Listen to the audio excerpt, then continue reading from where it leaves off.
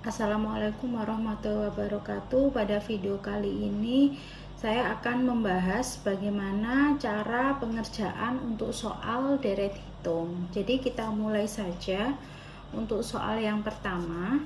Contoh soalnya di sini ada 5 suku ya, 5, 10, 20, 40, 80.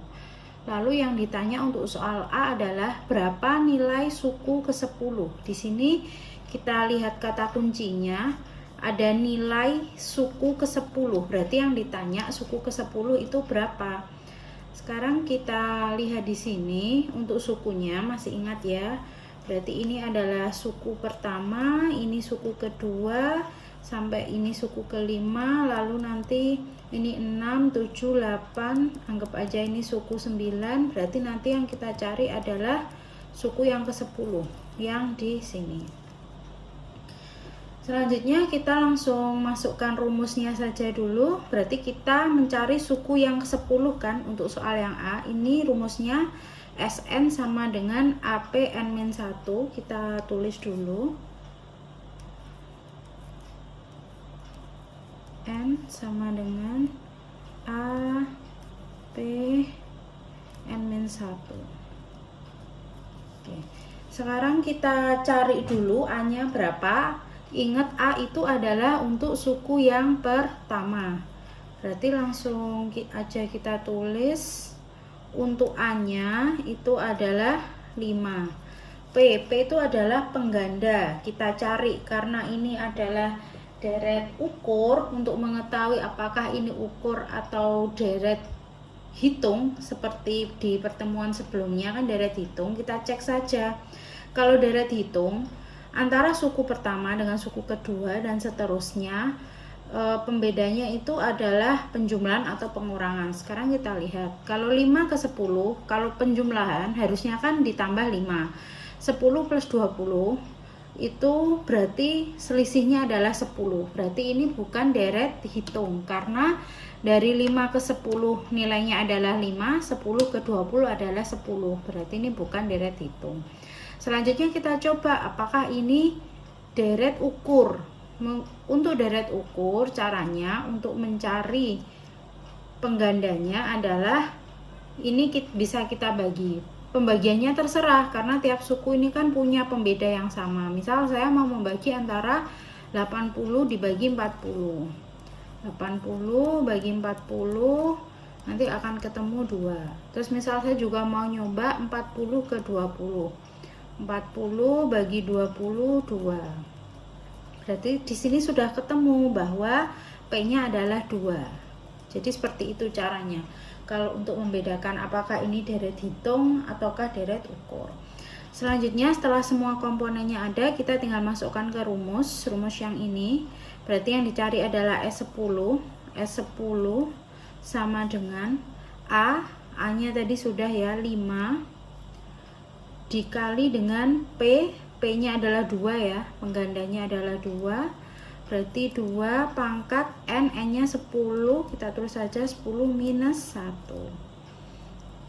Lalu kita kerjakan lagi, berarti 5 dikali 2, 10 minus 1, 9.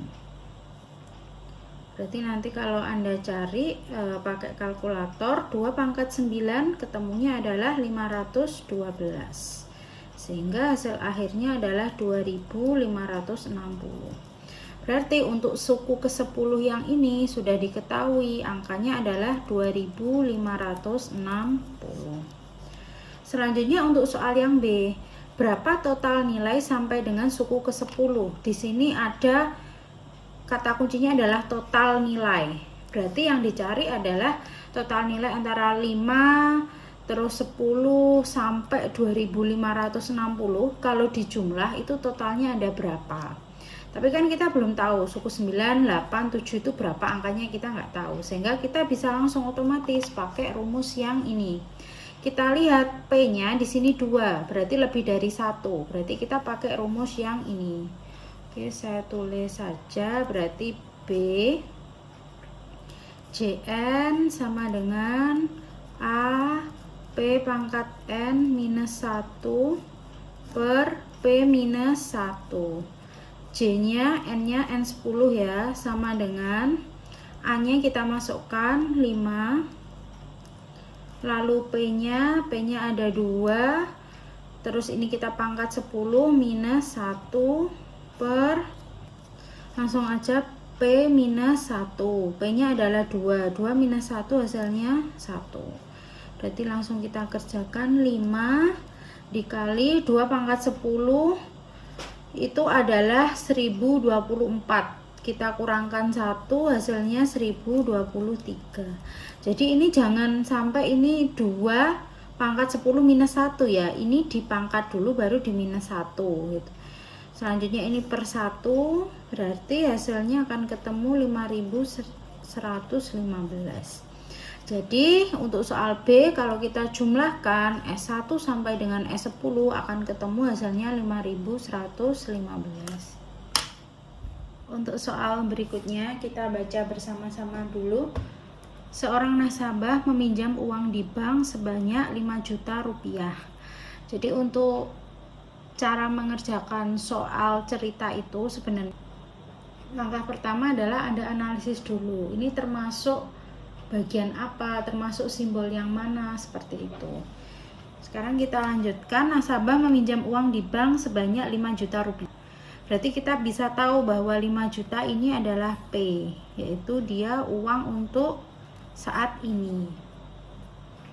Untuk jangka waktunya 3 tahun. Berarti 3 tahun ini adalah N, karena dia meminjamnya selama 3 tahun. Baik, kita tulis dulu aja yang diketahui. Untuk P itu sama dengan 5 juta.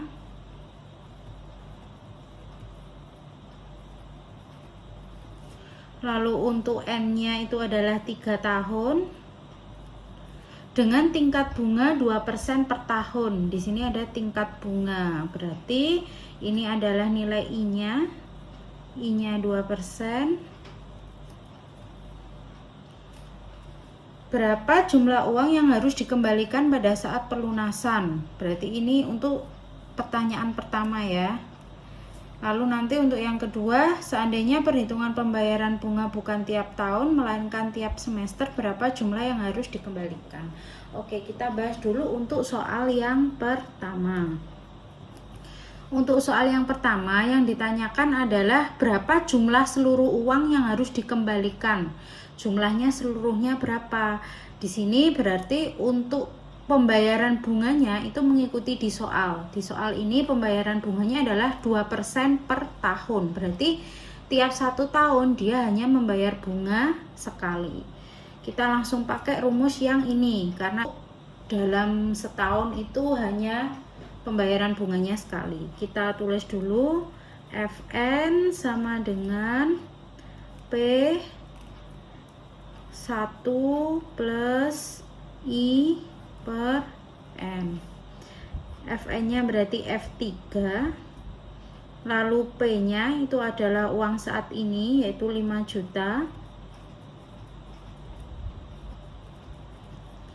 Lalu kita masukkan 1 plus I nya 2%, kita jadikan desimal 0,02 per pangkat 3. Jadi maksudnya soal di sini tuh meminjam sekarang, lalu ada bunganya. Lalu setelah 3 tahun harus bayar berapa jika disertai dengan bunga? Maksudnya seperti itu. Oke, kita lanjutkan perhitungannya di sini. Berarti ini langsung kita hitung, ini tetap ya 5 juta. Lalu di sini 1 ditambah 0,02 hasilnya adalah 1,02. Langsung kita pangkatkan 3 aja, dihitung pakai kalkulator akan ketemu 1,61.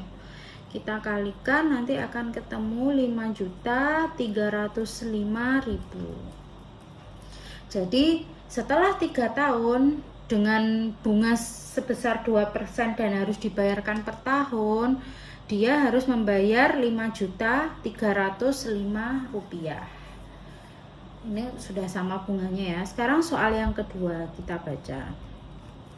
Seandainya perhitungan pembayaran bunga bukan tiap tahun, jadi ini yang kita garis bawahi, bunganya bukan tiap tahun melainkan tiap semester. Jadi 1 semester itu kan 6 bulan. Maka di sini bisa kita tulis yang diketahui M-nya sama dengan 2. Kenapa 2? Karena setahun itu adalah 12 dan satu semester itu kan per 6 bulan. Berarti 12 dibagi 6 ada 2. Kalau pembayarannya dalam setahun 2 kali, berapa jumlah yang harus ia kembalikan? Langsung aja kita pakai rumus yang ini. Langsung kita tulis rumusnya dulu. Jadi biasakan menulis rumus jika memang belum hafal ya. Ini adalah salah satu upaya untuk mempermudah Anda menghafalkan rumusnya. Langsung kita tulis ya. Untuk F-nya tetap F3 sama dengan ininya tetap 5 juta 1 plus I-nya tetap 0,02 dibagi M. M-nya tadi adalah 2 per M kali N. M-nya tadi adalah 2 dikali 3. Selanjutnya langsung kita hitung. Ini kita tulis lagi ya. 5 juta dikali 0,02 dibagi 2 itu adalah 0,01, kita tambahkan 1 berarti 1,01 dipangkat 2 dikali 3, 6. Langsung dengan bantuan kalkulator Anda hitung dulu 1,01 pangkat 6 dikali 5 juta, nanti akan ketemu hasilnya 5.307.600. Jadi dari soal ini dapat kita ketahui ternyata dengan pembayaran bunga setahun 2 kali, untuk pelunasannya setelah 3 tahun nanti akan hasilnya lebih banyak daripada ketika melakukan pembayaran bunga dalam setahun hanya sekali.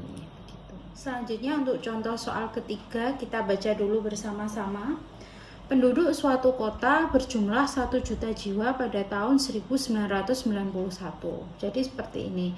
Biasanya ketika di soal disebutkan terlebih dahulu jumlah penduduknya, ini berarti adalah P1. Biasanya nanti PT itu akan disebutkan di pertanyaannya. Sekarang kita lanjutkan dulu. Tingkat pertumbuhannya 4% per tahun. Berarti ini adalah tingkat pertumbuhan. Lalu untuk soal yang pertama, hitunglah jumlah penduduk kota tersebut pada tahun 2006. Seperti yang saya katakan tadi, yang ditanyakan di soal diketahui tahunnya, berarti itu adalah PT. Jadi ini adalah PT tahun 2006. Kita tulis dulu yang diketahui. Tadi sudah diketahui untuk P1 adalah 1 juta.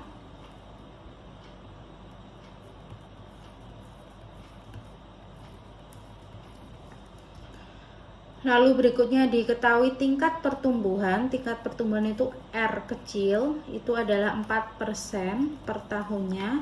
Dan hitunglah jumlah penduduk kota tersebut pada tahun 2006. Ini P berapa? Berarti tahun 2006. Cara menghitungnya adalah Anda selisihkan dari tahun pertama. Tahun pertamanya tadi adalah tahun 91. Cara menghitungnya bukan 2006 dikurangi 91. Kalau nanti 2006 dikurangi 91 akan menghasilkan P15. Tapi kita hitung dari tahun awal. Berarti 91, 92, 93, 94, 95, 96, 97, 98, 99, 2000, 2001, 2002, 2003, 2004, 2005, 2006. Berarti ada P16. Atau sebenarnya mudahnya bisa Anda hitung gini, 2006 dikurangi 91 nanti akan ketemu 15, Anda plus 1. Itu hasilnya, berarti ketemu P16. Oke, langsung kita masukkan rumus. Rumusnya hanya ini ya untuk pertumbuhan penduduk. Berarti P16 sama dengan P1 dikali R dikali T minus 1. T-nya tadi sudah ketemu ya, T-nya 16. Jadi ini langsung kita ganti aja 16 T-nya seperti ini. Selanjutnya adalah kita masukkan saja yang diketahui. P1-nya tadi 1 juta. Lalu dikali R. Jangan lupa rumus dari R itu adalah 1 plus R kecil. Berarti 1 ditambah 4%, kita jadikan desimal 0,04, hasilnya adalah 1,04. Berarti kita tulis di sini 1,04 dipangkat 16 dikurangi 1, 15.